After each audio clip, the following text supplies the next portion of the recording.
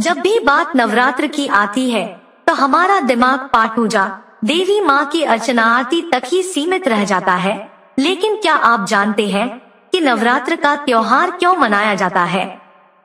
इसकी मान्यता क्या है? सदियों से हम नवरात्र का त्योहार मनाते आ रहे हैं, व्रत रखते आ रहे हैं। देश के अलग अलग हिस्सों में अलग अलग तरीकों से इस त्योहार को मनाया जाता है। कहीं कुछ लोग पूरी रात गरबा और आरती कर नवरात्र के व्रत रखते हैं, तो वहीं कुछ लोग व्रत और उपवास रख माँ दुर्गा और उसके 9 रूपों की पूजा करते हैं। लेकिन इस नवरात्र के पीछे असल कहानी क्या है? इससे जुड़ी एक पौराणिक कथा है। महिषासुर नाम का एक बड़ा ही शक्तिशाली राक्षस था। वो अमर होना चाहता था और उसी इच्छा के चलते उसने ब्रह्मा की कठोर तपस्या की। ब्रह्मा जी उसकी तपस्या से खुश हुए और उसे दर्शन देकर कहा कि उसे जो भी वर चाहिए वो मांग सकता है।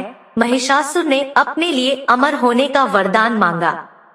महिषासुर की ऐसी बात सुनकर ब्रह्मा जी बोले, जो इस संसार में पैदा हुआ है उसकी मौत निश्चित है, इसलिए जीवन और मृत्यु को छोड़कर जो चाहो मांग लो। ऐसा सुनकर महिषासुर ने कहा, ठीक है प्रभु, फिर मुझे ऐसा वरदान दीजिए कि मेरी मृत्यु ना तो किसी देवता या असुर के हाथों हो और ना ही किसी मानव के हाथों, अगर हो तो किसी स्त्री के हाथों हो। महिषासुर की ऐसी बात सुनकर ब्रह्मा जी ने तथास्तु कहा और चले गए। इसके बाद तो महिषासुर राक्षसों का राजा बन गया। उसने देवताओं पर आक्रमण कर दिया। देवता घबरा गए।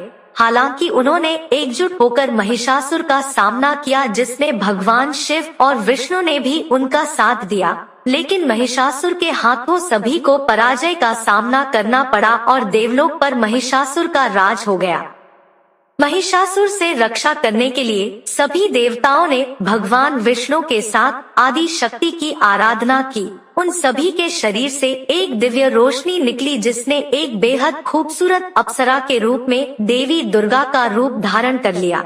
देवी दुर्गा को देख महिषासुर उन पर मोहित हो गया और उनसे शादी करने का प्रस्ताव सामने रखा। बार बार वो यही कोशिश करता।